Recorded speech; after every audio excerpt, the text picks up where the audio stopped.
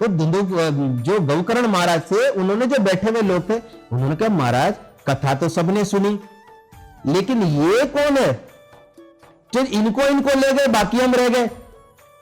तो गौकर्ण महाराज ने कहा आपने कथा ध्यान से सुनी ही नहीं है।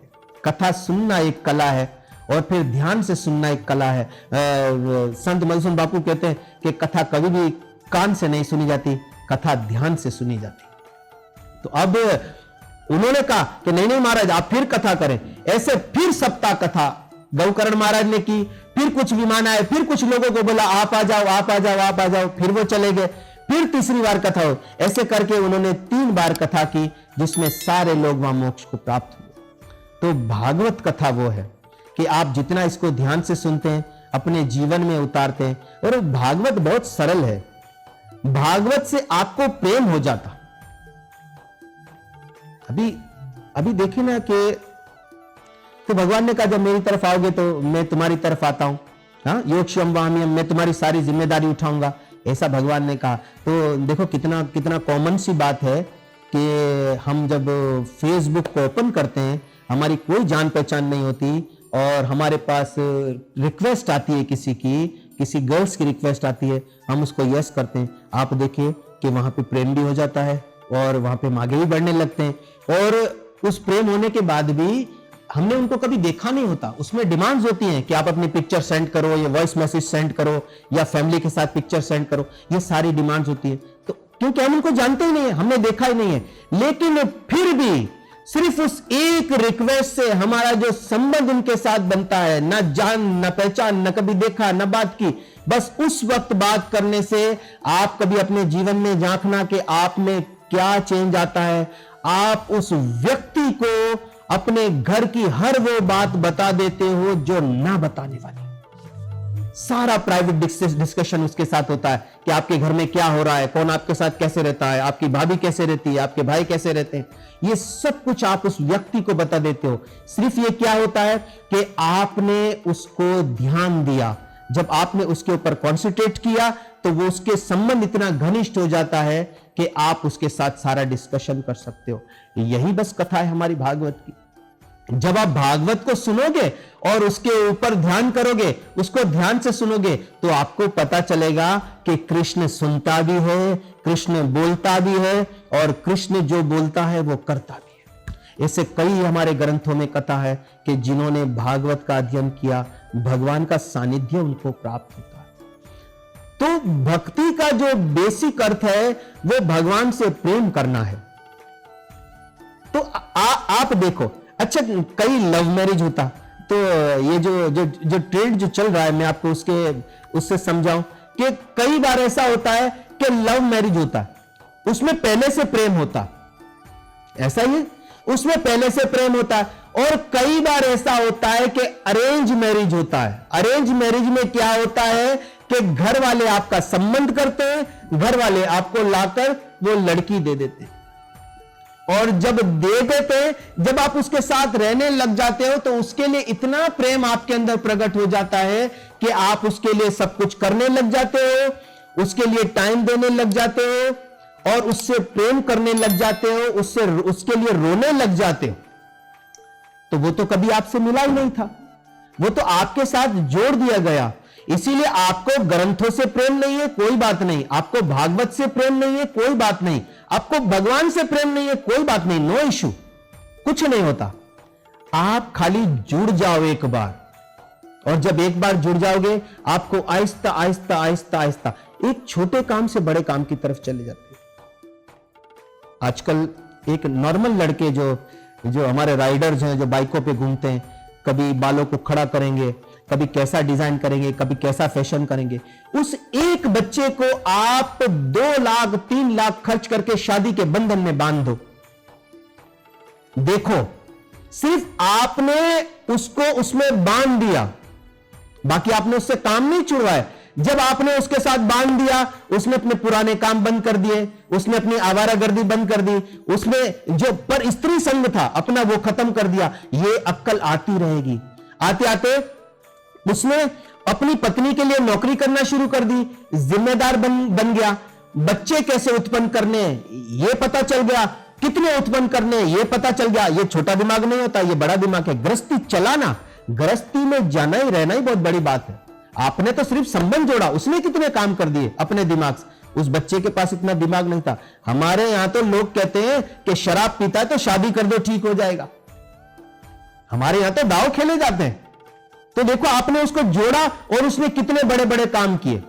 फिर थोड़ा आगे चलेगा, उसको पता चलेगा कि अब मेरी पत्नी की और मेरी मां की नहीं बनती, पत्नी की भाभी की नहीं बनती, पत्नी की बहन की नहीं बनती, तो अब मुझे तो इतना बड़ा डिसीजन लेता कि मैं अलग हो जाऊंगा। ये बड़ा डिसीजन होता है, अपनी गृहस्थी चलाना, अपना घर बसाना, वहां पे सब उसको खुद करना पड़ेगा, जिम्मेदारी उसकी। वो इतना बड़ा डिसीजन लेके वो उसको भी निभा लेता। फिर उसके अगर संतान उत्पन्न होती है, बेटी हो गई, बेटी हो जाती है, बेटी को कब शादी करनी है, कैसे करनी है, 5 लाख में होगी, 10 लाख में होगी, वो इतना बड़ा डिसीजन लेता है। इन सारे बड़े बड़े डिसीजनों के पीछे सिर्फ एक ही चीज काम करती है, आपका अपनी संतान को उस लड़की से जोड़ देना। तो भक्ति में जब बड़े बड़े डिसीजन आएंगे, कभी वैरागी बनेगा, कभी त्यागी बनेगा, कभी कथा में बैठकर रोएगा, तो ये सब कैसे होगा? ये सब तभी होगा जब आप उसको भगवान के साथ जोड़ देंगे। कुछ नहीं करना आपने, किसी चीज को नहीं छेड़ना, क्योंकि जो आदतें हमने पड़ गई है वो पुरानी हो गई है, वो रच बस गई है। आप किसी भी पुरानी किताब को जब पन्ने पलटोगे वो फट जाएंगे। आप उसको मत पलटो, उसके अंदर एडिशन करो, उस पुरानी किताब को बाइंडिंग कर दो, उसके ऊपर एक चीज चढ़ा दो, उसके ऊपर परत चढ़ा दो, वो सेफ रहेगी हमेशा के लिए। और उसके जीवन में ऐसे बड़े बड़े काम आएंगे जो वो खुद करते चले जाएगा। फिर हम खुद कभी कभी उनके लिए कहते हैं कि ये तो शादी से पहले ऐसा था, ऐसा था, ऐसा था, कैसा हो गया। इसी तरह हम संतों के जब जीवन में जागते हैं तो संत भी ऐसे ही होते। आप कभी सूरदास जी को देख लो, आप तुलसीदास जी को देख लो, आप ध्रुव भगत को देख लो। ये सारे वो लोग हैं कि जो बहुत नीचे से चले और बहुत ऊपर तक गए, जिसमें नारद जी खुद भी शामिल है। नारद जी ने कोई भक्ति नहीं की थी, कुछ नहीं किया, लेकिन संतों का झूठा प्रसाद खाते थे, जिनकी वजह से इनको यह पद प्राप्त हुआ। इसीलिए आपके जीवन में जुड़ना बहुत जरूरी है। ये भागवत कथाएं हमारी चल रही है, ये बारी बारी पाठ आएंगे, तो मैं पूरी कोशिश करूंगा कि आप लोगों को सरलता से समझ आए। आपकी गृहस्थी से जहां आप रह रहे हैं, आपको कोई चीज छोड़नी ना पड़े, कोई चीज को छेड़ना ना पड़े। आप जैसे अपने जीवन में जी रहे हैं, लेकिन भगवान को अपने साथ रख दीजिए। कथा हमारे जीवन का वो हिस्सा है, जब हम कथा में जुड़ जाते हैं तो कथा से बहुत सारे, एक कथा ही ऐसा, आप भागवत कथा में कभी आ जाओ। हमारे यहाँ अलग अलग प्रकार की भक्ति है, अलग अलग प्रकार के फल हैं, अलग अलग प्रकार के योग है, लेकिन वो सारी चीजें एक कथा में आपको मिलती। आपको कहीं नहीं जाना। देखो, आपको योग साधना करनी है, आपको जंगल जाना पड़ जाएगा। योग साधना करनी है, फैमिली छोड़ना पड़ जाएगी। योग साधना करनी है, आपको आपकी इच्छाएं छोड़नी पड़ जाएगी। योग साधना करनी है, आपका खानदान छोड़ना पड़ जाएगा। योग साधना करनी है, आपको पैसा छोड़ना पड़ जाएगा। योग साधना करनी है, आपको नींद खराब करनी पड़ जाएगी। ऐसे योग साधनाओं से कितनी चीजें खराब होनी। ये सब करोगे तो योग साधना, ठीक है। अब दक्षिणा पे आ जाओ। आपको दक्षिणा देनी है तो मन मारना पड़ेगा। कई लोग दक्षिणा देते नहीं। दक्षिणा देनी है तो मन मारना पड़ेगा। दो दो भगवान के नाम, थोड़ा दो, थोड़ा दो, ऐसा करके मन मार मार के देते हैं। कभी होते भी हो तो फिर सोचते हैं कि शाम को क्या होगा, तब दे देते हैं, तब ये कर दे। दक्षिणा भी आपको बड़ी मुश्किल से मिलती। आदमी दक्षिणा देना भी नहीं मांगता। एक आदमी कहीं अपने घर से 12 किलोमीटर दूर रहता था, तो 12 किलोमीटर पे गंगा थी, तो उसकी पत्नी उसको बोले कि 12 किलोमीटर पे गंगा है तो आप चले क्यों नहीं जाते। उसने बोला अभी कौन जाएगा, इतनी दूर भी पैसा खर्च होगा। उसने बोला पैदल ही चले जाओ। उसने कहा ठीक। फिर पत्नी को बोला अरे उधर तो दक्षिणा भी देनी पड़ती है। पत्नी ने बोला कुछ नहीं होता, आप नहीं देना, आप चले जाओ, तीर्थ तो कर लो। गंगा पे चला गया, जहां स्नान घाट था। स्नान घाट पे देखा तो बहुत सारे पंडित बैठे। बहुत सारे पंडित जब देख रहे थे तो वो देखता था कि जो स्नान करके निकलता पंडित उसको पैसे मांगता। इसने कहा ये तो काम खराब है। कंजूस था, दक्षिणा देनी नहीं थी उसको। अब उसने क्या किया कि ये चला गया मुर्दा घाट पे, वहां कोई होता ही नहीं, वहां लोग अग्नि संस्कार करके चले जाते। ये मुर्दा घाट पे चला गया, वहां स्नान करने गया। भगवान ने सोचा आज तो इससे पैसे मैंने निकलवाने कैसे भी कर। कभी कभी दवाइयों में चले जाते हैं, और अगर कोई भी नहीं लेता ना महाराज तो स्नैचिंग वाले आ जाते। और कोई भी नहीं लेता तो बैलेंस वाले आ जाते, रात को बैलेंस उनको डलवा के दे दो भैया। ये तो चलता हमारे जीवन के अंदर।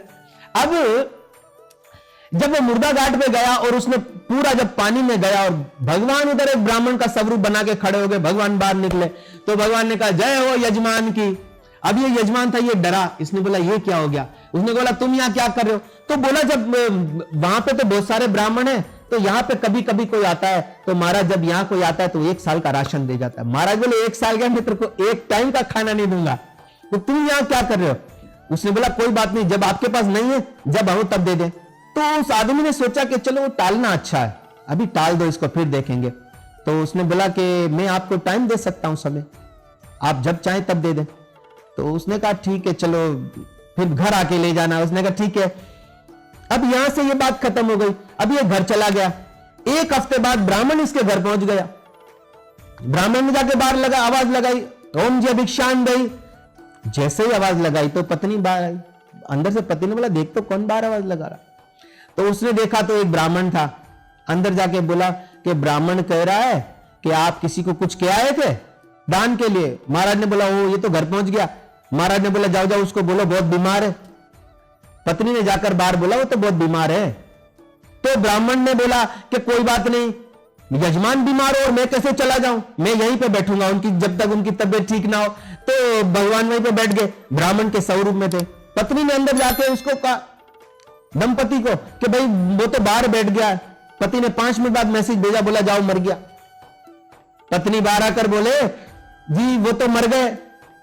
तो ब्राह्मण ने कहा अरे आप अकेली हो घर में और कोई नहीं है। बोला कोई नहीं है। तो बोला आप कहां सबको बताने जाओगी कि मर गए। मैं गांव में सबको बता के भी जाता हूं, लकड़ियां भी जमा करके लाऊं, इनका संस्कार करेंगे। उसने अंदर जाके बोल दिया, बोलते गांव में बोलने के लिए चला। ब्राह्मण उसने बोला ठीक है कोई बात नहीं जाने दो। वो सारे गांव को एक साथ करके लेकर आ गए, लकड़ियां लेकर आ गए, अर्थी सजा ली। उसने बोला पैसे नहीं देने किसी भी हाल में। इसने सांस बंद करके पड़ा रहा। जब लोगों ने इसको उठाया, अर्थी पे डाला और इसको बांध के जब जैसे उठा रहे थे, भगवान सोच रहे थे कि देखो कैसा आदमी है, अब किस जगह पर आ गया है लेकिन फिर भी देना स्वीकार नहीं कर रहा। भगवान ने कहा कोई बात नहीं बेटा तेरे से तो निकलवाना ही है। अब जैसे वहां अर्थी को उठाने लगे तो पत्नी बोली इनको मत ले जाओ, ये मरे नहीं है। तो लोग जो इकट्ठे थे वो कहते हाँ बेटा ये तो तुम्हारा प्यार बोल रहा है, ये मर ही गया। लेकिन वो तो सत्य कह रही थी कि मैं मरे नहीं है, वो तो जिंदा था। अब इसको अर्थी पर उठाकर ले गए। जब दूर तक ले गए, रास्ते में सोचता था कि यार ये कैसे जान छूटेगी। और जाके लोगों ने इसको वहां पे चिता पर डाल दिया और अग्नि की तैयारी करने लगे। भगवान ने बोला नहीं यार बस इससे मैं हार गया, ये बंदा नहीं देगा। तो वहां पर जब आगे चले तो भगवान ने उससे कान में जाकर बोला, उसने कहा मैं भगवान हूं, मैं वैकुंठ से आया हूं और तुम आंख खोलो, डरो मत। तो इसने जब आंख खोलकर देखा तो वही ब्राह्मण था। इसने फिर आंख बंद कर ली। तो भगवान ने कहा नहीं तुम चिंता मत करो, तुम डरो मत, तुम जो मांगोगे मैं तुमको दूंगा। तो उस ब्राह्मण ने आंख खोल के भगवान से कहा तुम सच बोल रहे हो। तो उसने कहा हाँ मैं सच कह रहा हूं, तुम जो मांगोगे मैं तुमको दूंगा। तो उस ब्राह्मण ने कहा जो राशन का वादा किया था वो मुझे माफ कर दो बस।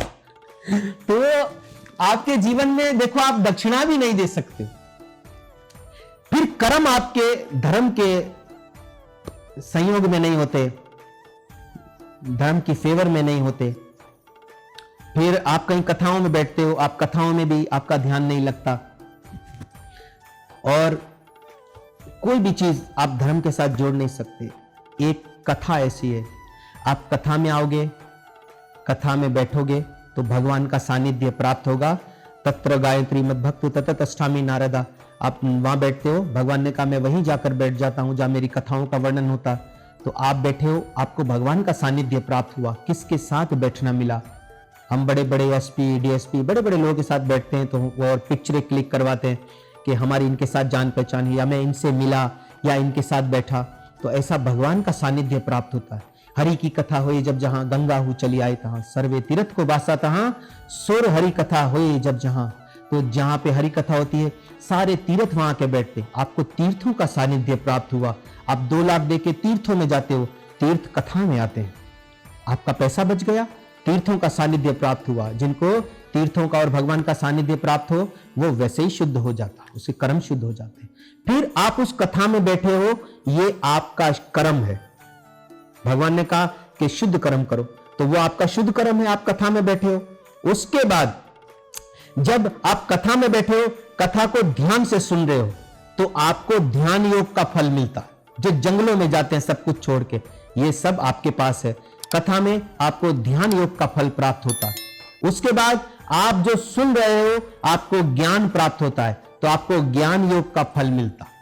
तो उसी कथा में फिर किसी संत का आप दर्शन करते हो, तो वहीं आपको महात्माओं का दर्शन होता है, और वही कथा आपके जीवन को सफल करने का कारण बनती है। ज्ञान योग, ध्यान योग और कर्म योग, ये सारे योग आपको एक कथा में मिलते हैं। उसके बाद फिर आप जाते जाते संत को कोई दक्षिणा रखते हो, अथवा वहां मंदिर की पेटी में कुछ डाल देते हो, क्योंकि वहां तो रूटीन होता है। और कुछ भी नहीं करते तो एक आरती की प्लेट खुद आपके पास आ जाती है कि इसमें डाल दो।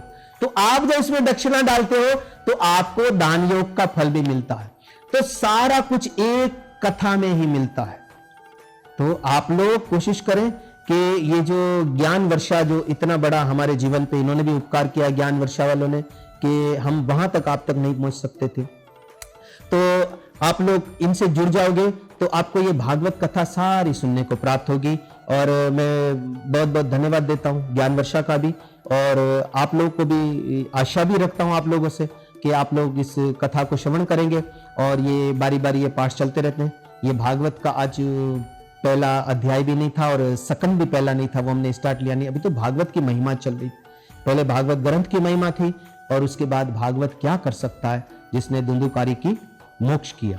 तो ऐसा जब आप भागवत सुनते रहोगे घर में, तो ये सारा, तो आप इस ज्ञान वर्षा को इस सब्सक्राइब करें, लाइक करें, शेयर करें, और बाकी जितने लोगों से भी कहें। कभी कभी आप बांटोगे तो ये खुद ब खुद बढ़ जाएगा। तो आप इसके साथ, तो कभी कभी हम सोचते हैं कि भगवान को क्या अच्छा लगता है। हम कई ज्ञानी बोलते हैं भगवान के लिए क्या कर सकते हैं, क्योंकि हमको पता ही नहीं है। एक कथा सुनना ही भगवान की खुशी है। जैसे जाने कैसी पसंद रखता है, अपनी पलकें वो बंद रखता है, तो वो हमको पता ही नहीं चलता। तो ये क्या करना चाह रहे हैं भगवान, इसको कैसे रिझाएं। तो कई संतों ने गाया कि अजब हैरान हूं भगवान, कैसे रिझाऊं तुझे। तो फिर अच्छा, फिर ये भी बोला संतों ने, फिर कह दिया कि जल मछली से खंडित हो गया, फूल भंवरे से खंडित हो गया। अच्छा, तो फिर अब क्या करें, अब क्या डूब जाए हम भी? नहीं, अजब हैरान हूं भगवान, कैसे रिझाऊं तुझे। तो जब सारी चीजें, सारी सब लोग खंडित कर रहे हैं, तो एक कथा ऐसा माध्यम है जिससे भगवान संतुष्ट होते हैं और खुश होते हैं। तो आप लोगों से आशा करता हूं आज की इस कथा से कि आप लोग इससे जुड़े रहेंगे और भागवत कथा चलती रहेगी। तो आप लोग कथा के नीचे आप कमेंट भी करें, जो भी आपको कहीं हमारी कथा में खामी नजर आती है, अथवा उसमें कोई अच्छाई नजर आती है, जैसा भी आप फील करते हैं वहां पर लिखें। और आपके दिल में अगर कोई भी ऐसा प्रश्न हो जो हमारी कथा को लेकर हो, आप वहां जरूर पूछें। आपका एक पूछा हुआ प्रश्न कई लोगों का कल्याण करेगा। अर्जुन ने ही प्रश्न पूछा था, याद रखिएगा। अर्जुन अज्ञानी नहीं था, अर्जुन बच्चा नहीं था। अर्जुन को भगवत गीता सुनाने के लिए 10,000 वर्ष पहले, 10,000 साल तक नर नारायण के अवतार में भगवान ने उनको ट्रेन किया, उनको कथा सुनाने के योग्य बनाया। अर्जुन योग्य ही पुरुष था, लेकिन फिर भी उनके सवाल करने का मतलब आप तक वो पहुंचना था। वो सवाल करता नहीं तो भगवान को कभी बोलने का मौका ही नहीं मिलता। तो आप लोग भी अपने जीवन में जो सवाल है, सवाल वही कीजिए जो आपके जीवन से रिलेटेड है। मुझे ये नहीं पता कि रामा पीर के घोड़े का पैर क्यों ऊपर है, बाबा मछली पे क्यों बैठते हैं, ये सारी चीजें ये नहीं पता, क्यों ये ना आपको फायदा देगी ना मुझे फायदा देगी। भागवत से रिलेटेड इन 4 चीजों पे आप जब फोकस करेंगे, मैं कौन हूं, कहां से आया हूं, किसने भेजा है और क्या करना है, ये 4 चीजों में सारी दुनिया है, सारी कायनात। तो ये जब आप इन 4 चीजों में फोकस करेंगे, इसी से ही सारे सवाल निकलेंगे।